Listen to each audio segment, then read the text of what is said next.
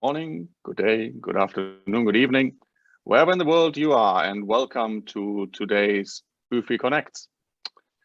As people are coming in, I'd like to welcome you all. The session today will focus on a white paper that was launched, I think about a week ago in Singapore, a collaboration of the Singapore Tourism Board with PCMA and UFI. And jointly, we were looking at the way COVID is impacting the business events industry and what we have learned and how things may look coming out of the pandemic. So we gave it the title, Reimagining Business Events Through COVID-19 and Beyond. And what we have in store for you today is that Michelle from STB will give us a short run through the main findings and thoughts from the paper. And then we have a panel that will dig deeper into the various recommendations of the papers and share some cases and thoughts. And then we're looking forward, as always, to a dialogue and conversation with all of you. We have an hour, as usual. If you want to ask a question, please put it into the chat. And those of you familiar with this format know this. We will call on you in the back office, so the team will reach out and ask you to come on stage, switch on your video. We will unmute you, and you can join the conversation. So I already shared my screen earlier, and I want to do that again to introduce our panelists. So we have with us today in alphabetical order, Aloysius Orlando, the president of SACEOS, Elaine Chia, the CEO of Comexposium for APEC, Jasper Donat, the CEO and founder of Brandeis, Andrew Fuhr, the still, I have to say, Andrew, but you will brief us on that, the Executive Director for Exhibitions and Conventions at the Singapore Tourism Board, and of course, and I will hand over to you right away, Michelle Chan, who I think you were the real head of the project, right? So why don't you tell us a little about the white paper to get started? Thanks, Kai. It was really a very good team effort and partnership with UFI and with PCMA.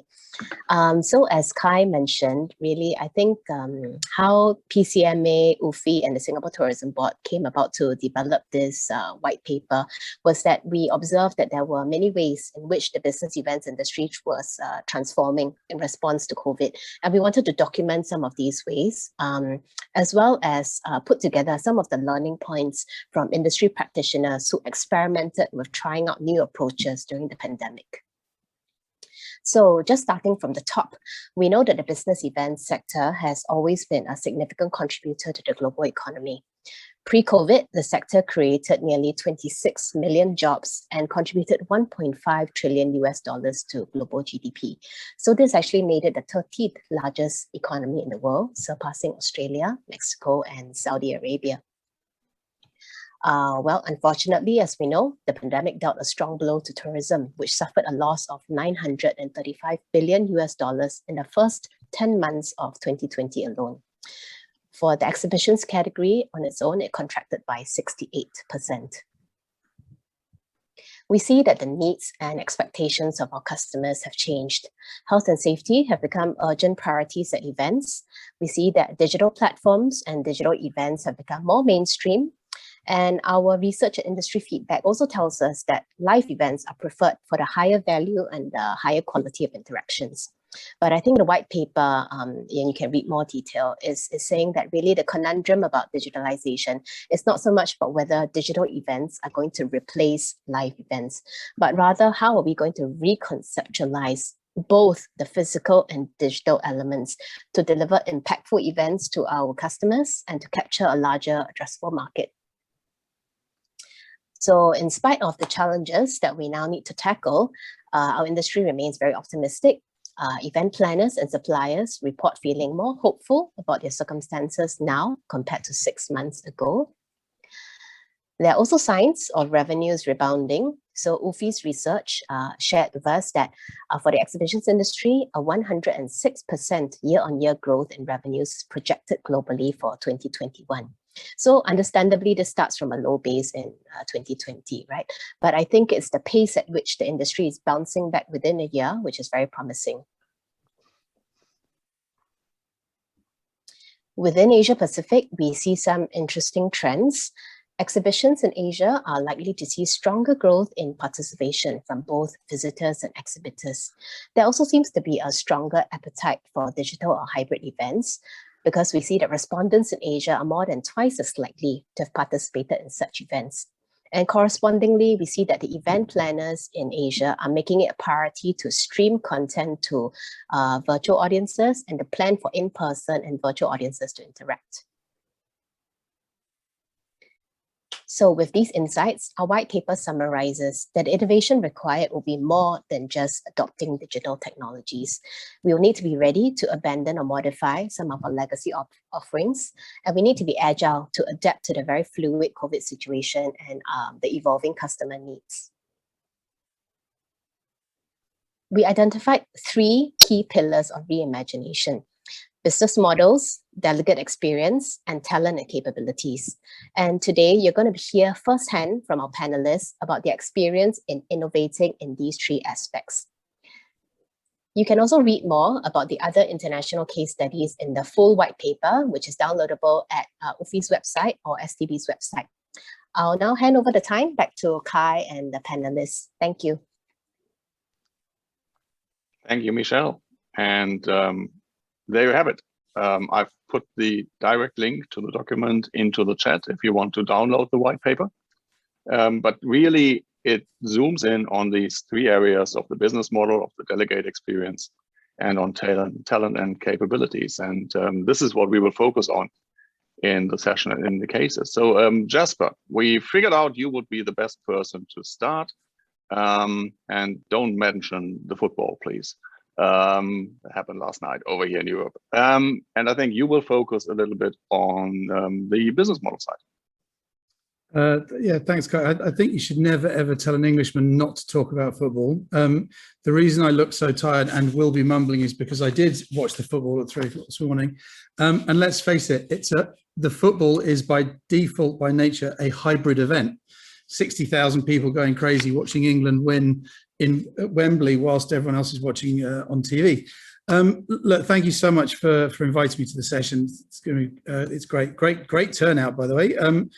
I've been in events for the last 30 years, 27 of them in Asia. Branded, I'm the CEO of Branded. I launched Branded 20 years ago. We're an event company, funnily enough, and we produce our own events, owner-operated events. Sometimes we work for other people and produce events for them. We do things like the YouTube Fan Fest, Music Matters, Sports Matters, It's a Girl thing, basically everything that's kind of behind me on my wall here. I co-created the first Standard Chartered Marathon, and I brought the Heineken Cup to Singapore, so lots of things around sport and music and stuff.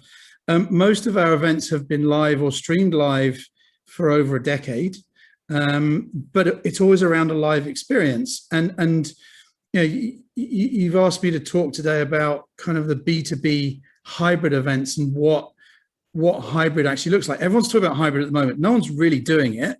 I'll joke about the football, but no one's really doing hybrid events at the moment, but they will be. So in 2020, we had to transform, just as everyone else did, the other half of Branded into a digital company. And I think we were quite lucky in as far as we were already advanced in the streaming side of things. But as I said, it was always around a live experience. The end shot of it is over the last 15 or 16 months, we've had over 200 million views to our various B2B and B2B2C festivals. Now, normally we'd be happy with 450 in the Ritz-Carlton Ballroom. So 200 million was quite a big result for us. Campaign magazine a couple of weeks ago called us a digital media company. Half of me was super proud about that. The other half of me hates it because we're an event company. There's nothing better, and I know I'm preaching to the choir here, but there's nothing better than being at a live event, being at a festival with your mates and a beer in your hand, being at Wembley with 60,000 crazy fans, and even being by the pool at the Ritz-Carlton for the Music Matters pool parties.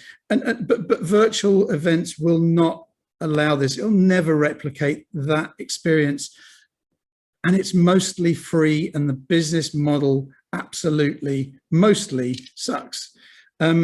So what I wanted to do is kind of talk about our experience and where we see the virtual and the live coming together, because here in Singapore, I think we're in a really good place where we're seeing the government is slowly allowing us to open up and allow us to do more things. And once we're there, then marrying all this amazing experience that everyone's had over the last 16, 17 months, I think is going to be, it's a really exciting time for the business. We did a Live Matters survey at our recent Live Matters event. 60% of the delegates said that they had never paid for a virtual event. 30% said they'd only paid for one, so that leaves 10% paying. 95% preferred in real life, but 80% said that they will attend a digital event if they can't be there live, and over 50% thought that hybrid was the future. So some really interesting facts and figures coming out, albeit from event organizers already. So our belief for hybrid, and I'll get to the point now, our belief for hybrid is that they don't sit on top of each other like a football match. Football matches or live heads of government speeches, that's when, okay, live content works from an event. But most live content, conferences and stuff like that, certainly the B2B space, not that many people are going to tune in live if they can't really be there. So we see hybrid not being one on top of the other, not being vertical. We see them as horizontal. Virtual is great because it can be great. They cast the net globally, automatically. You can have we interviewed Cookie Monster at All That Matters last year because we could. It gives you speakers and guests that you wouldn't normally have. It helps you build your communities and expands that lifespan of an event over multiple weeks and months. The cons are, as I said, it doesn't pay. It requires way more effort to produce. Anyone who's produced virtual events will know that you have to have way more staff involved in producing those events. And the worst thing of all, I've said this so many times, but there are no. I really miss croissants in the lobby of hotels when you're producing an event. So I've lost a lot of weight as well. The pros of the in real life events, as we all know, you go to an event. 90%, 95% of people go to a live event to meet people, and the digital networking experience is nowhere near the same as being in a meeting room, in a cafe, in a bar.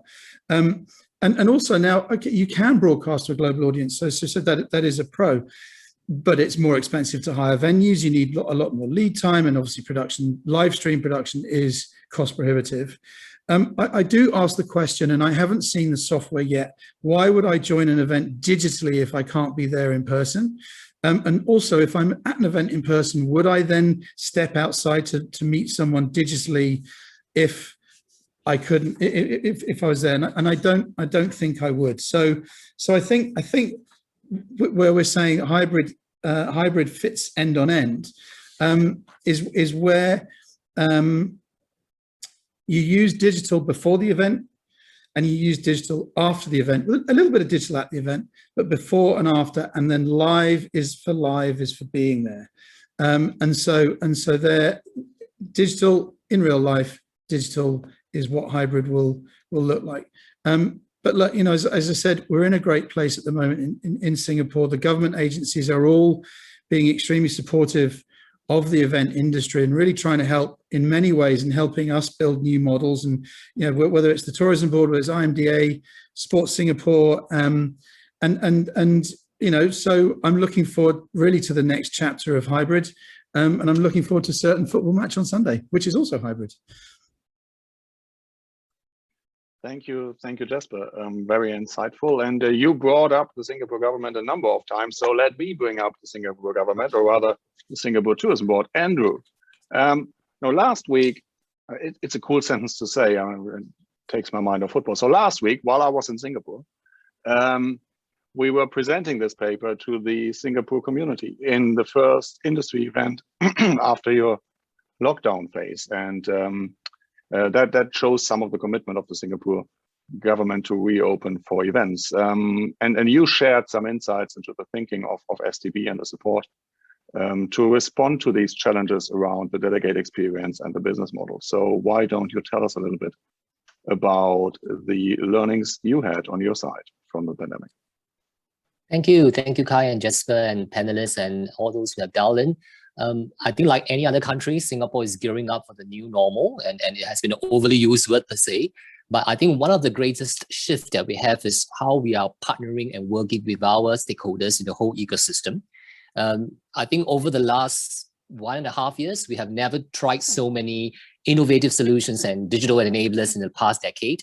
And the approach we are taking is very much that what you would typically see in a tech startup. It's almost like an agile methodology. And it's special thanks to many of the partners we work with, including Sasios, GSI, Mercer and Montgomery. What we do is to really run a series of pilot events, and each pilot event is pretty much like a sprint, if you call it. And new event formats are reimagined, put to reality, tested, and for each pilot, the threshold for the number of physical attenders is increased at the next step. So Kai, I'm glad that you came last week where we are at the phase 2 heightened alert. We are entering into a phase 3 heightened alert next week. And that means that after every pilot event, we will look at it retrospectively, what worked, what didn't work, and what are the learnings that can be shared to the whole industry. And then it comes to the next iteration where next pilot event, how can we bring confidence back for all stakeholders, and more importantly, the attendees at events. So to reach this end, we have a couple of enablers and tools, one of which is the Tourism Transformation Index, and basically it's like a self-diagnostic tool for companies to assess their current state of digital transformation. And we customize it to the MICE industry and allows the companies to benchmark their scores versus their industry and sector's performance, so they know where they stand and do a stock take.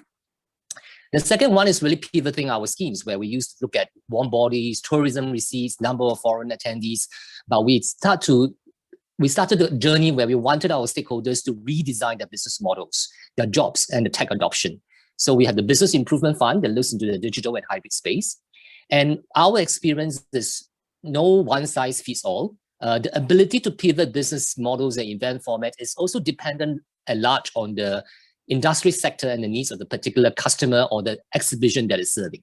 So case in point, for example, there is lots of learnings we can learn from other industries, and one of which is the video gaming and esports industry, where their attendees and customers are already very adept and comfortable in the digital space. So this coming October, where we are working with columnists for Gamescom, we'll be jointly exploring opportunities such as monetizing the value of the Gamescom Asia brand through social media, experimental ways to deliver immersive experience, and learn how to make the experiences more engaging digitally. There are challenges, and two types of events I would think of that would be very hard to pivot to hybrid, but there is still scope for imagination. One of which is what I call high touch and experiential trade show, such as F&B trade shows. I think all of us like to go to F&B trade shows where we could smell the coffee, taste the food, and I cannot imagine doing it virtually. But we have to think of innovative ways for people who are not able to attend virtually. And there could be simple things like sending or posting food samplers or send sachets to their home as a follow-up gift. The other type of event that we are currently looking at are what we call the high-value networking and high-value interactions, such as the Bloomberg New Economic Forum that will be happening in Singapore in November. And we all know that such high-touch platforms are all about meeting the right people at the right time and the right place. And we know serendipity and spontaneity cannot be engineered virtually. And the questions we ask ourselves is, how then we deliver such experience and maximize the ROI and ROE of such attendees and ensure that it's conducted in a safe manner across the entire customer experience journey. So that will be my broad learnings from the business model side. And interestingly, and just for talking about football and so forth, we piloted a few events hybrid. One of them is inaugural and like Travel Revive and Joe Connect. It's to the new industry. And what we found out when we pivoted to digital is we are able to reach out to a larger addressable market of exhibitors and attendees that we never know of if we have done it physically, because we are transcending the limitations of physical space and travel restrictions. And I guess the opportunity for us would be, how do I convert these virtual attendees or exhibitors who are with me virtually this year as warm bodies to my show when I return to physical trade shows? I think that will be a great opportunity. And in fact, I remember Kai was sharing the Global Recoveries Insight report by UFI, Exploria, and CISO, dated July 2021. And it basically shows that attendees from Asia are significantly more likely to convert from attending a new event digitally to attending in person. And it's as high as 64% visitors from Asia compared to 48% from the rest of the world. Last but not least, in terms of delegate experience, I think COVID-19 has definitely catalyzed innovation and adoption of event technology. And the digital enablers that we have tried for the past 1.5 years could come in the form of simple and fast solutions or sustained sprints and leaps. One example is the safe meeting pods that we tried out at Travel Revive in November. And basically, we want to assure that meetings can be still conducted in a safe way. There will still be quality interactions. There will still be ROI to the exhibitors as well as the attendees. And what we did was to organize and design safe meeting pods at Travel Revive. And interestingly, we were at phase 2 then, where COVID is still a pandemic in this part of the world. We have close to 600 one-to-one meetings scheduled. And the survey results show that 90% of them feel that they would really re-attend a physical event when similar health and safety measures are in place. So that is, to me, a very simple and fast solution. What I would call a sustained sprint and leaps will be a testing. And I think by now, all of us who are in this virtual meeting will know that we have our noses cleaned very regularly and very often in the airports or attending events. And when we first started, we have the antigen rapid test, which is a fast and quick test as compared to a PCR. We have since moved on to self-test, which we can buy at self-test kit at any of the pharmacies in Singapore. And we are now trialing new applications of new technologies such as the breathalyzer, which we have been piloted at Changi Airport and many of our immigration checkpoints.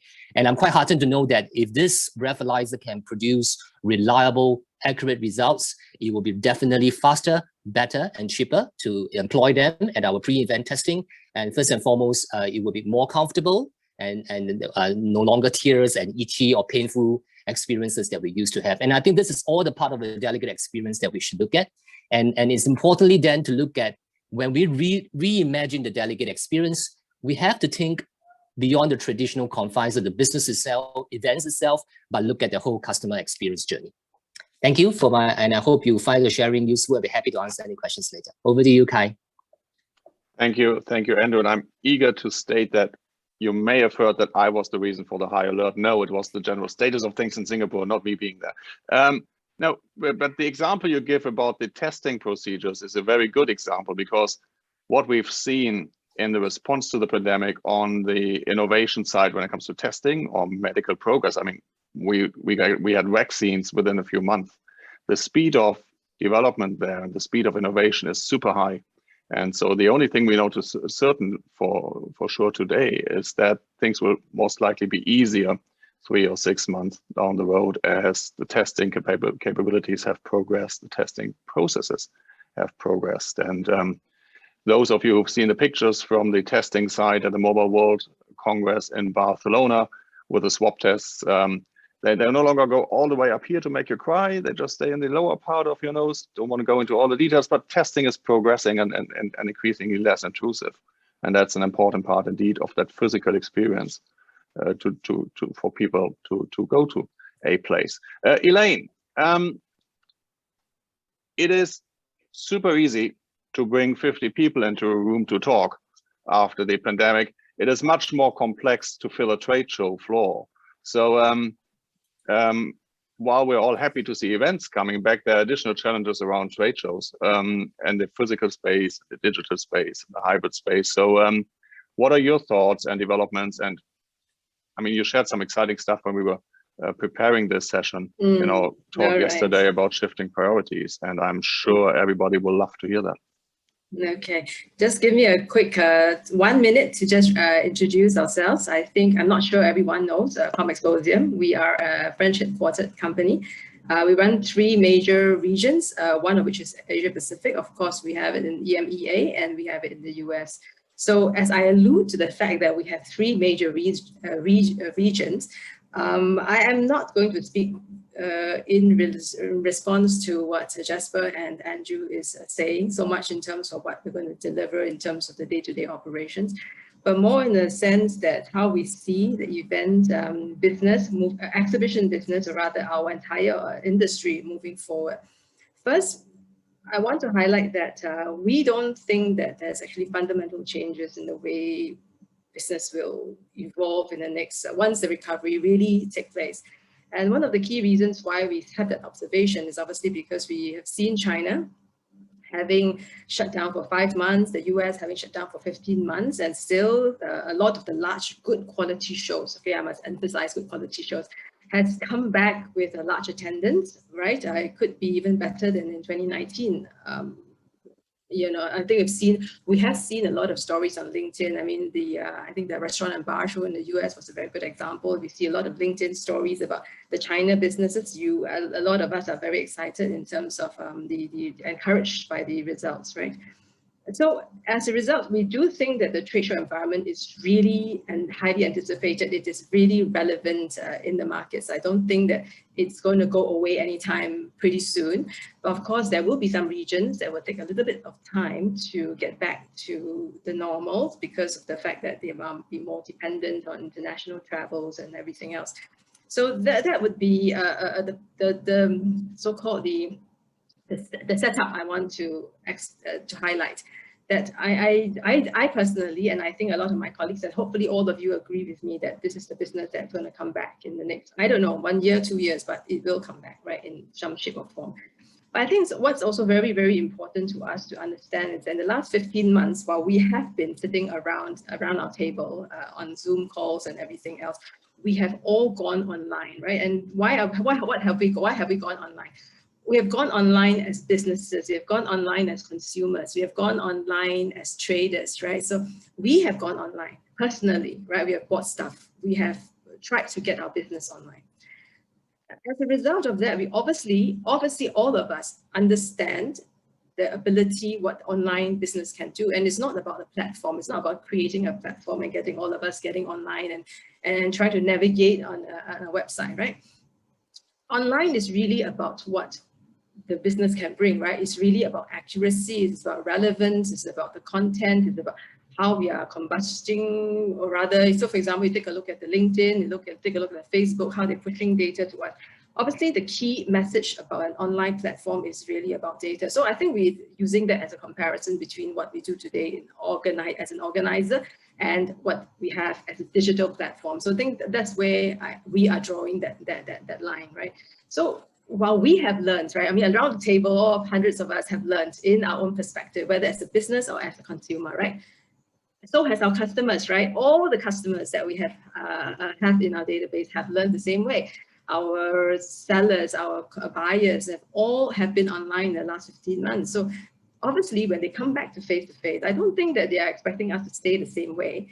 I think they expect us as an industry to up our game, right? Up our game to become somewhat similar, right? To actually evolve and have a different lens in how we do our business. It can't be the fact that today we used to, what did we used to do? We set up a venue, right? We buy a venue space and then we try to push as many exhibitors into the door. Then we create a semblance of quality audience into the floor. And then we clap hands and say, yay, we got a great job. We did a great job in delivering the results.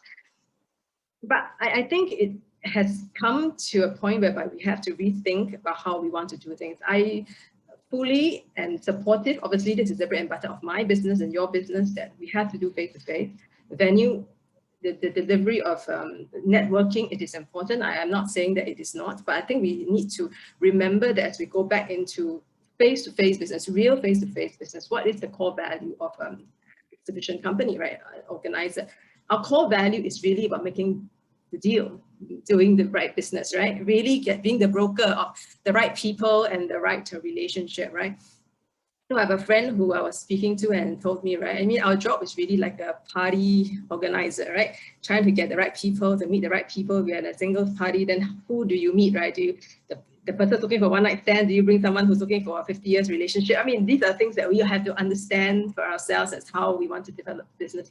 So while we think that the face-to-face trade show remains the platform of choice, and I really believe that we need it to be a platform of choice. And the reason why I am saying that if we want it to be the platform of choice in the future, we then have to evolve our business. Our evolution of the business doesn't mean that we create an online space. It really means that we understand what our clients want, both the buyers and sellers. We need to know what the buyers and sellers' interests are. We need to know what they are looking for on the show floor. We need to know how our customers have grown year on year. Have they outgrown our business? Have they outgrown the outfit? what are the demand and supply changes in the industry food chain, the right partnership opportunities that we can bring. So I feel that in not so much, it's a sharing of what we believe in terms of how we intend to evolve our business moving forward. It is important that we really believe in understanding that, and it comes to talent capabilities, right? I mean, as we move forward into how we want to transform our business, it's also about the talent capabilities. What is the talent pool that we're looking at? Are we still looking for people who are operational, logistics, sales people, or are we looking for people who are more holistic in a way of looking at things, right? Are we looking for a LinkedIn engineer? Are we looking for a Facebook guy who's able to understand where are we targeting? How do we talk to our client before he comes into the show, right? So I think these are the key capabilities that we need to change somewhat as we move along into the new world. Yeah, that's what I have, Kai. And that was very good, Elaine. Thank you. One follow-up question, if I may.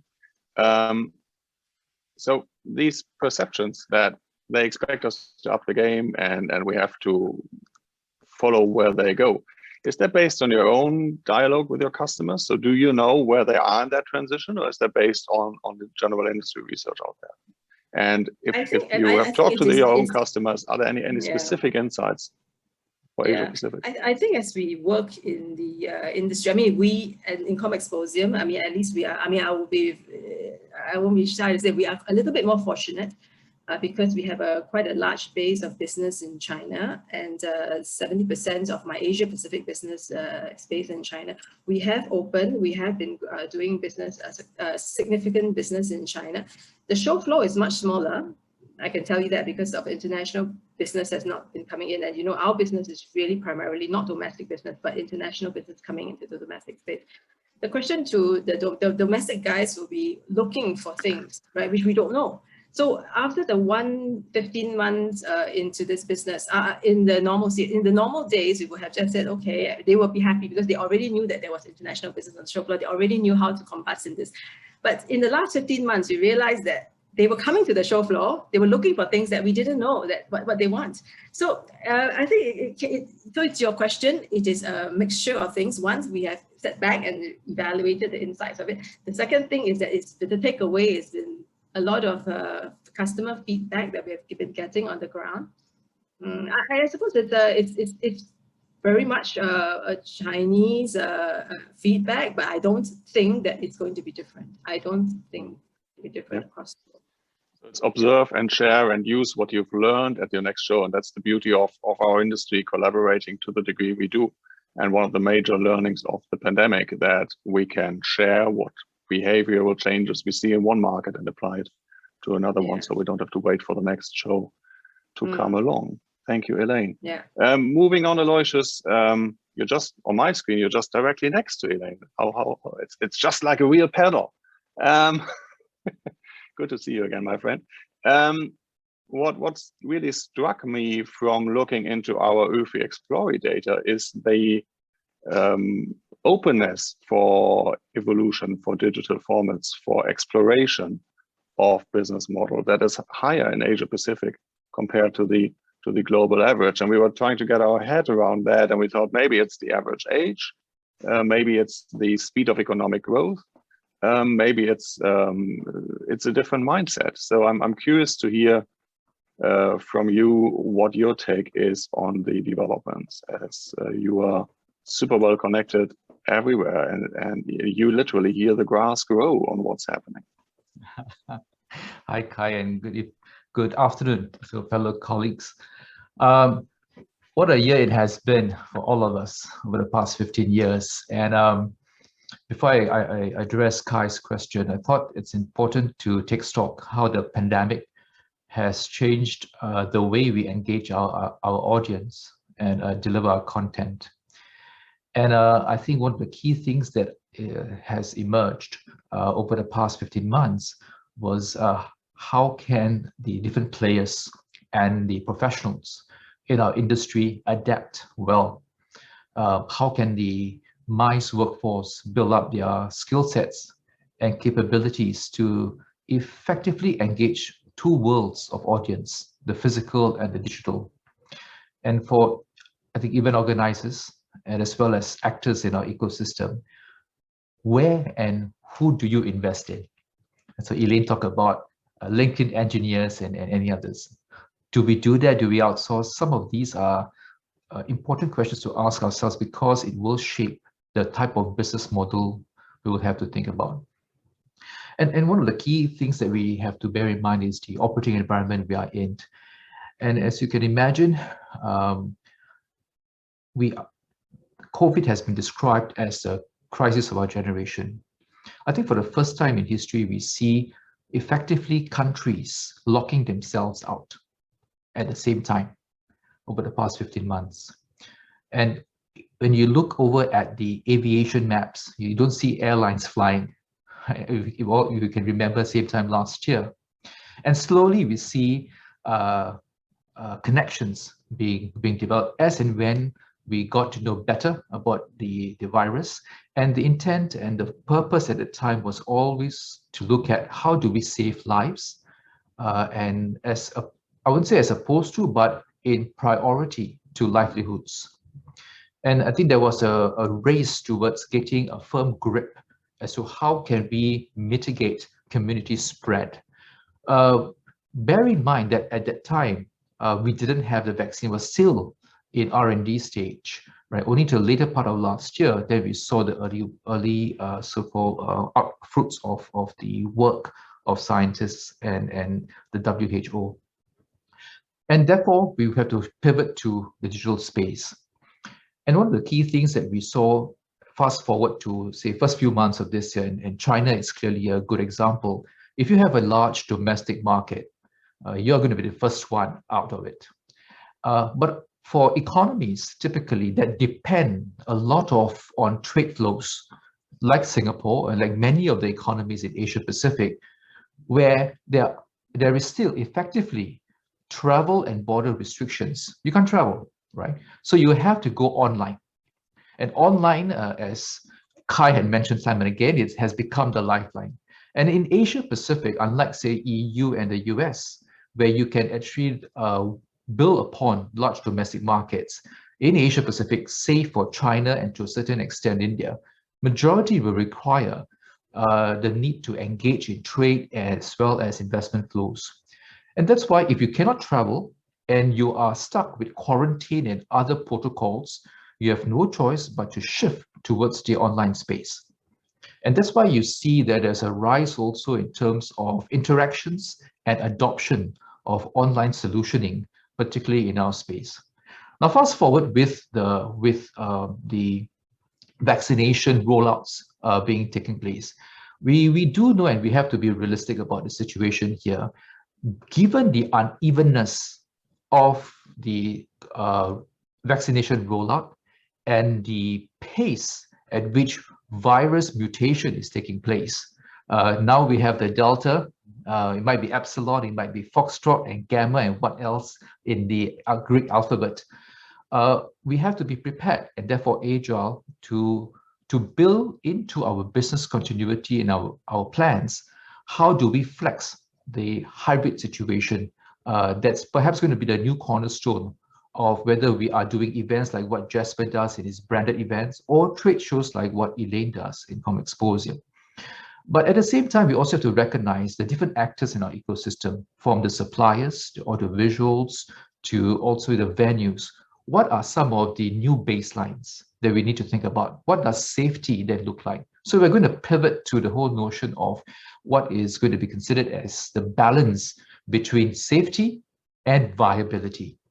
Because the jury is still out as to whether or not do we make money out of digital events. And I think we are still going to find that holy grail as to what a hybrid and effective and viable hybrid model is going to be, such that it also adheres to the evolving safety requirements of different jurisdictions.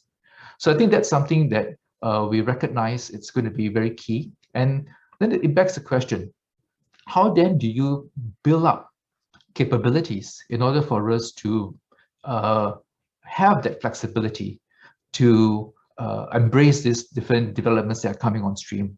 So that's where, from the trade association point of view, we also work very closely, of course, with STB, as well as sister agencies like the Enterprise Singapore, to come up with the industry resilience roadmap. And we decided to do that because the industry needed to have an operational guideline, an operational handbook. What constitutes safe business events? What does hybridization mean? What does business modeling look like? And how would capabilities morph as we embrace hybridization of models? And we do know that adjacencies are coming in, such as broadcasting, such as looking at digital and algorithms development, and also cybersecurity and data analytics. Because what we know, and I think Elaine brought up that point as well, what is the fundamentals that will not change? Knowing your customers as their needs evolve. How do we make sure that the equation of buy and sell is at its optimum in an evolving situation? And therefore, the need to understand your customers well, capturing data, making sense of it, monetizing the data that you have gotten, and therefore facilitating such rich exchange.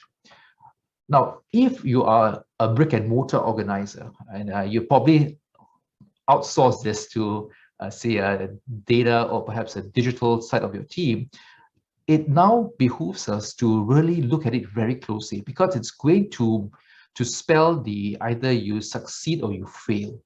And I think that's where hybridization is going to be quite key. And therefore the skill sets that embrace both the physical and the virtual world is going to be super key in whatever we do. So I think that's where, when we look at the operational roadmap, we look at how do we then restructure and reconfigure our business. And sometimes we don't necessarily need to bring everybody on board. Do you build? Do you buy? Do you borrow? Or do you steal? I think those are questions that we will need to think about when we look at the workforce. But I think what's emerging is another group of workforce that's going to come up. These are your gig workers. And I think our gig workers, or freelancers, if you want to call them, and you'll find that as event organizers, as we finesse the models that we are working, you really don't have to carry so much cost. And therefore, how do we work with audiovisual specialists, broadcasters, animators, graphic? You might find that you have to work with adjacent players, but also a new construct in terms of how we do it in terms of gig or freelance work. So I think these are things that are very exciting. And as I said, the jury is still out, but I think over the next few months, as we go into a more vaccinated world, as protocols change to facilitate the return of business travel and of course MICE participation worldwide, we will also have to bear in mind that the digital dimension is going to be here. It's here to stay. You know, you can't roll back the clock. But I think we will need to be prepared for hybridization that's also going to be a reflection of the markets and industries that we serve. And also, it's not a binary treatment. So I'll leave it at there. Thank you. Thank you, Aloysius. We have a lot of questions that came in, so I will just start calling up people. Vijay, Andrew already mentioned Gamescom as a new upcoming event in the region. This obviously is a very digital industry, and you've been an advocate for a year-round activation from pre-show, show, post-show to omni-channel, and you wanted to share a thought. So Vijay, welcome to the stage. Thanks, Kai. Hope you're doing well. I am, thank you. Great. Thanks for the panelists. Fascinating. I just want to make a comment first before I get to my question. I personally believe after experiencing the pandemic and a lot of events, virtual events, there can't be one size fits all. Right now, when we talk about hybridization, small events should have a different strategy, big trade fairs should have a different strategy. So I'll be talking purely for a trade fair, which includes both B2B and B2C. So I'm making that very clear. Jasper brought some pretty interesting points. he's spot on when he said like before the event, during the event, and after the event. But I'm a bit contrarian on the view that he mentioned that people would like to attend a physical event, and they would like to be part of an event. But I'm a bit of a different view on that, because I've been speaking to clients who are comfortable not coming to an event and just getting a digital option, just because, not just because of they can't travel. It might be because of the environmental reasons. People are getting more woke. At the same time, they think that their time and their resources can be better utilized by just being part of a digital event. So I believe there is an audience for a physical event, but there is also an audience for a digital event. So it's more of expanding the pie, because pre-pandemic, we were focused on organizing a physical event, and we expected people to come in. Post-pandemic, or at least now, we should go the other way around, where we go where our customers are. And that's where the hybridization kicks in. Now, again, the second part is the monetization side. It's just been 1 year, so constantly talking about monetization, it matters, but it's too quick. Because when you talk about monetization, we are competing here with Facebook and Google, because it's all about advertisements. And when we are talking about B2C, it's again, we are competing with global tech giants. So we would need time to understand, we would need time to better understand our customers, as Lois has just said. And I think Elaine brought a good point, which is about LinkedIn engineers. But what we really need is social media growth hackers who can understand the young demography, because some of the demography are not even there on your LinkedIn, Facebook. They're so conventional, old school now. So there are new channels which have opened up, and these new channels in the next 10 years time will be decision makers, your office and line workers. So that was my brief comment on the entire thing. Thank you, Vijay. And indeed, I mean, I'm taking notes of all these new job profiles, and some of them I've never heard of. But Jasper, you brought up Fortnite once or twice, and I've heard of people being recruited in Fortnite chats about for specific social skills in the digital space. So it is beyond the usual platforms, and conversations go everywhere around profiles going forward, and that's a huge challenge for us to understand, and interesting places to explore. Suhaimi, I would like to bring you up. I was tempted to say read Singapore, but no, you're RX Singapore now. Please, welcome to the stage. Right.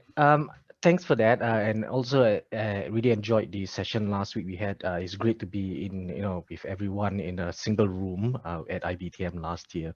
But I think my comment, and also I guess to some extent my question, really gels a lot with what Elaine has said earlier, where she said, we need to know our customers. But my experience with is, do we really know our customers? Because when I'm running for example, a particular event, let's say a building event I'm doing right now, I know that at this period of time, the engineer or the consultant or the architect is looking for a specific product because he's working on a specific project, right? But what happens when he's done with that project? We don't know. We don't have that data as what our friends in Google's will have, because they know every single day you're looking for something, and therefore they're able to give you that kind of relevant search and data, as well as exhibitors to provide to them. And that's something in terms of data that we don't have in a lot. I would say a lot of us may not actually have that kind of data.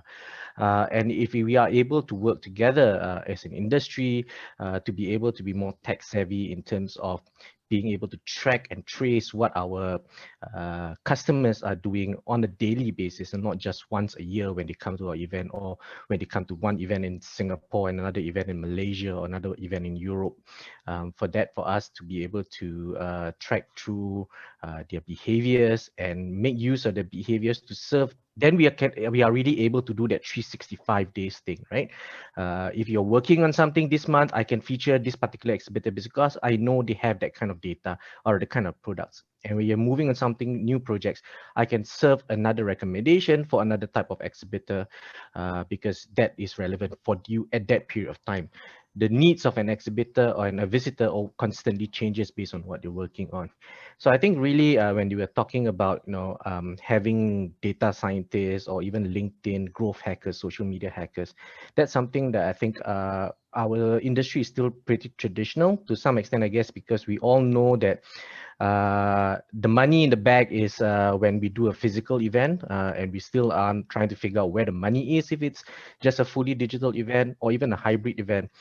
And I guess my other question here is, when we talk about hybrid events or we talk about going digital, a lot of times we seem to be looking at it from a perspective of that digital, whatever we do is digital, will give us a return on investment almost immediately or as soon as possible. Is a revenue generating thing. But what we see in terms of the growth companies today, data and digital technology is not something that they use to make money first. Rather, digital technologies or services, not what they use to make money, is the data and what they use with the data to deliver the services. So I think if you want to call it hybrid, I prefer the word enhanced, or rather an augmented event.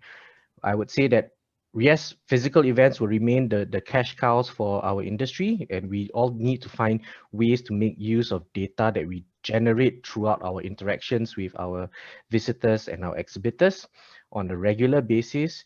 We make use of that data and we deliver better services to them, and that will in turn give us better revenue outcomes. It's not just necessarily because I have a digital platform, a digital exhibition, we are going to make money from that. That would be, I guess, my comment, as to some extent also my question: what can the industry do together to get better data from our exhibitors and our visitors? I see 4 panelists all looking off screen and asking me not to call them up, but Jasper raises his hand to take I think the data we're getting is amazing. It used to be that I'd stand in a ballroom and count heads. And if there were people standing at the back of the room, I'd be really chuffed. It meant it was full. Now I know how many people register, how many people actually turn up if they've registered. I'm talking virtual. I know how long they stay. I know how interactive they are. I know so much about what works and what doesn't. Whereas before, it was, like I say, the only way you could measure the success of a session was heads in the room, whether they're looking at their phones, whether they're walking out, and asking questions. But then, you never know when someone's going to ask questions or not. So I think the data provision is fantastic. I think the marketing data provision is fantastic. I mean, in versus what we used to have. But then I'm a 52-year-old Luddite who I wish I was listening to all these digital media conferences that I was organizing 16 years ago. This digital thing, who knew? Elaine. Yeah, I think since this discussion somewhat came up from me, I just wanted to address this concept, right? I think at this point in time where we have moved from a very difficult situation on the last 15 to maybe even 20 months, moving forward, our question is not around this table about, at 50 years old, or you and I, are we able to deliver the changes? I think the key is now, what do we bring to the new world of exhibition, right? I mean, if we don't sit here and think about what is going to be the next 3 to 5 years, how are we as leaders of the companies, our leaders of the business, build that capabilities, put it in the minds of our people, and say that this is the start of the beginning of the growth of the business, because we all have to recognize that we as a business, as an exhibition business, we are a platform much like an online platform.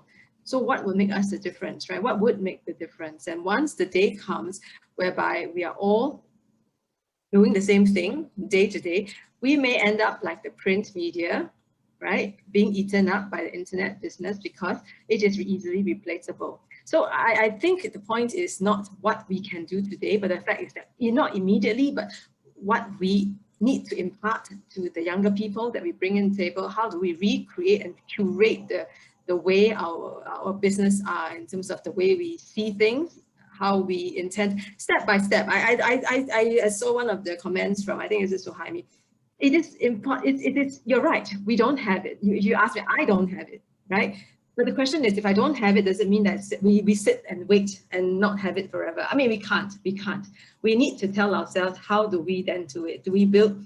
Do we go into a specific industry and live it, breathe it, and identify the top 10 customers and get one guy to run only the, as a what we call key accounts. How do we do it? I mean, these are things that we have to think about. So we have 5 minutes left and 2 colleagues who are still want to call onto stage. So I will move on here now, but just we will hear all the leaders of the industry on exactly that data issue next week's Thursday on the last UFI Connects before the summer break, because hey, you always go out of a season with a cliffhanger. So make sure to join us next week Thursday for Lisa, Doug, Hugh, Charlie, Hervé, and Danica tackling exactly that data issue. Who is gathering the data, who's working with the data, who's owning the data, and what do we actually do with the data going forward. So I hope that will be very insightful. Ashish, you had a rather simple question, and I fear I guessed the answer. Hi everybody, this is Ashish here. I've been talking to some providers who are designing a virtual exhibition with a 3D animation and a digital avatar of a visitor walking through the show. But, this doesn't look like something that can be monetized, because my exhibitors, what they're looking for is they're looking to replicate the exhibition experience of meeting visitors, exchanging cards, making contacts, getting inquiries, something like this. So my question to the panelists, if anybody is aware of anybody moving a B2B exhibition, there are many cases of conferences coming online and live streams coming online, but I'm talking about a B2B exhibition coming online, and mainly the revenue model. We are all bleeding along. So is there any revenue model coming from online? And that's my simple question. Thank you. So who has seen that happen? Just thumbs up, thumbs down if you've seen it happen. Not for me. I've not seen it happen. I don't know how to make money with online, but my feeling is if we stay away too far from the market, our exhibitors will start getting used to doing business without us, and that's also a little dangerous. So how can we keep value addition to their businesses by doing some activity that engages them in these pandemic times? Thank you. Yep. You're welcome. Some of the answers are in the white paper, Jasper. Very briefly, because I want to call up Mark Temple-Smith. Oh, okay. I haven't been to an exhibition, but I've seen a lot of 3D software and virtual this and avatar that, and it's really complicated, and people just get distracted clicking on stuff, and then they get bored and disappear, and they start doing WhatsApp and Facebook and all that kind of stuff. I'd be concerned about virtual worlds at the moment, in my humble opinion. Well, I learned a thing about metaverses last week, and essentially like modern day Second Life avatar situations in the B2B space. I still need to wrap my head around that. That's great. If you're playing Fortnite, it's amazing. But when you're trying to sit down and I try to drag him away from that all the time. But I want to call up Mark Temple-Smith because it's all about Singapore shifting from pandemic to endemic, and that being a game changer. Mark, good morning to London. Hey, good morning, Kai. Nice to see you. And thank you very much to the panelists. I thought that was a really interesting discussion. I had actually probably one observation to make and then a question to ask. And my observation was that as an industry, we really haven't changed our business model since probably 1970. When did read by Khan's, Kai? I think around that period of time. And so I wasn't born before 1970. As we look at the way that our industry has evolved, if you look at the likes of LinkedIn and the way that they know their customers, they know how to connect their customers. We're all willingly giving our data to LinkedIn for them to use, and to businesses like Google as well. Yet in our industry, we're still very much a logistics business. We deal with people moving. We're very sales focused. We don't know very much about what our visitors and exhibitors are really trying to do. So I would just make the observation that if we don't evolve as an industry, then we will be left behind. And I think we've been very lucky through this pandemic not to be disintermediated further. It probably does speak to the robustness of the face-to-face business model. We haven't helped ourselves, I think would be my observation. My question is, how do the panelists anticipate the move from pandemic to endemic in Singapore will impact the return of international exhibition participants? And do they feel we might see movement in that regard in perhaps H2 2021? I think that's for Andrew, first of all, and the government, and then Aloysius, Jasper, Elaine, briefly commenting. Hey, thanks, Mark, for the question. I think first and foremost, to give a flavor, I think we have to get our housekeeping right. So by National Day, 9th of August, we should have a majority of our local residents vaccinated, and that would give a certain level of herd immunity. And that would then slowly look at reopening our borders. We have to revisit many of the reciprocal green lanes, the air travel bubble, and vaccinated travelers protocols when they first come to Singapore. So this will be in the works. And if you look at the latest announcement from Ministry of Transport and so forth, we are expecting Singapore to go for some holidays by December, and vice versa. We do want people to come back to Singapore for MICE events. And you probably know that we have been adopting a testing over quarantine for MICE attendees. So for any MICE attendees, you do not need to serve any quarantine if you are coming to Singapore to attend a business event, including trade shows. But more importantly, I think moving forward, we need to set up the protocols for fully vaccinated foreigners coming in, as well as the testing regime. And with that, maybe I'll pass to my various colleagues from the industry to comment. Thank you.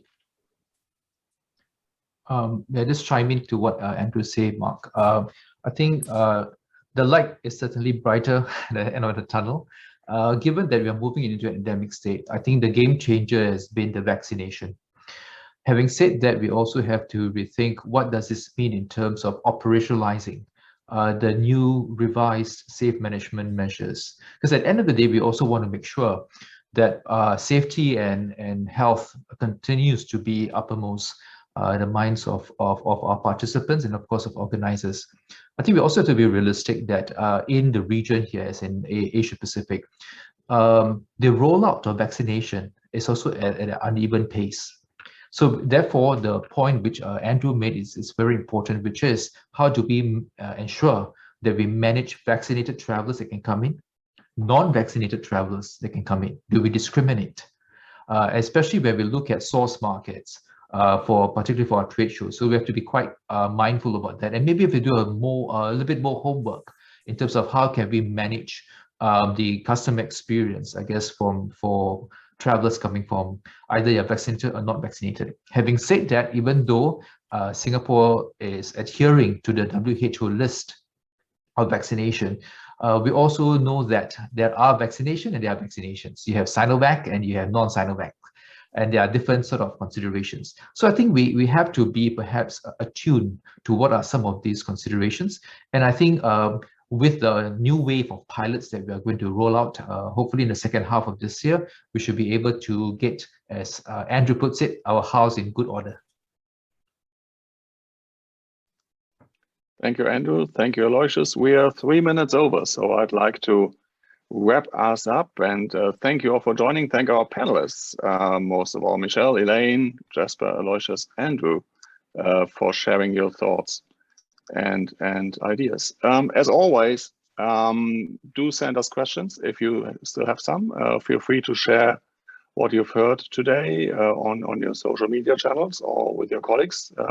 This session will be up and available on demand on ufi.org/UFI Connects, as all the other, I think 55, 57 sessions we've done in the last 18 months. As I already said, our season's finale, because we will take a summer break after mid-July, will be a conversation about data ownership from the organizer's perspective next week, Thursday, 3 p.m. London, 4 p.m. Paris. It's a little late in across Asia, but it's worth staying up for. And you don't have to get up in the middle of the night like you have to do for soccer matches. And it is in the afternoon in the UAE. 2 short shout outs. Our next UFI event, our regional conference for Latin America, is coming up in August. This will be digital and of course, face-to-face. Let's get together again. The UFI Global Congress in Rotterdam, the Netherlands, November 3 to November 6. And the Congress website is up at uficongress.org as we are putting together the program. Final thank you, as always, to our diamond sponsors who make it possible for us to run programs like this free of charge for all industry professionals around the world. TSAP, Qatar Tourism Council, Shenzhen World, and Freeman. And with that, thank you all for joining. Have a wonderful morning, day, afternoon, evening, and hopefully see you soon again on screen and really soon again face to face. Thanks for joining. Bye.